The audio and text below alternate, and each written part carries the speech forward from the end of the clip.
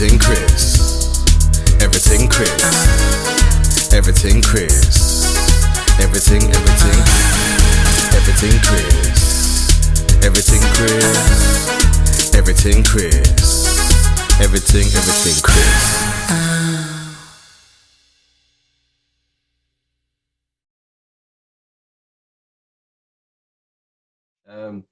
I know still one thing you was a part of in Plymouth history.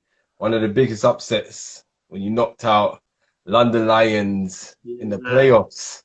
Yeah. Talk us through that whole moment, even that game, and then after winning the game, what was the whole moment and the process like? Yeah, we beat them once during the season as well, and then we had a couple of really close games. So when we sort of drew them in the playoffs, it was like, well, we feel like we can match up against these guys, you know.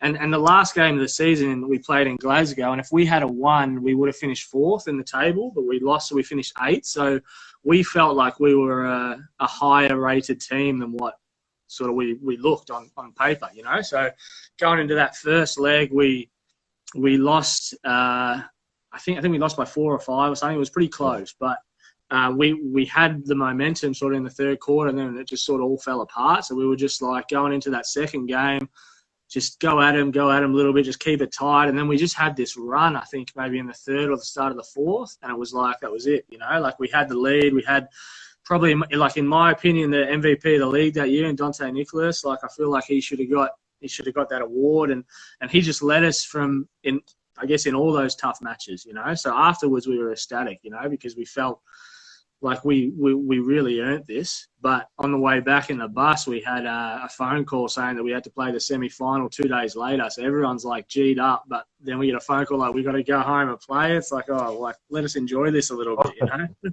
Who did you play in this after Lions? No, we had Leicester.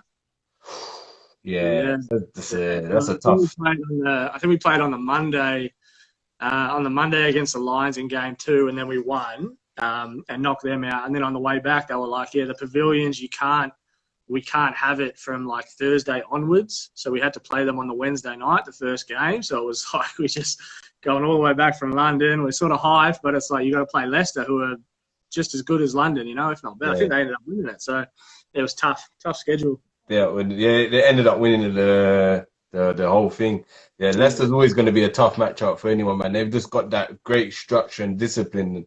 They do. They coach really well. They've got, I mean, it feels like they've got 14 guys that just buy into the same thing, you know? Like, I've never seen this guy before, but he's killing us because he just gels with everyone else, you know? Yeah. I spoke to Rob about it, I had him on, the coach, and as I said to him, your team reminds you of the Spurs, like how everyone just buys into that system, and then, you know, like everyone not trying to be, there's no egos there, everyone's just putting it out the door. I love it. I hate playing against them because they're so good, but when you watch them, it's like that's how basketball should be. Like it looks fun, you know. It looks like they're all playing for each other and they all want the best for each other. And I think that's good basketball. And they don't care who wins MVP, man. Yeah, I love Leicester's basketball, man. Everything Chris. Everything Chris. Everything Chris. Everything Chris.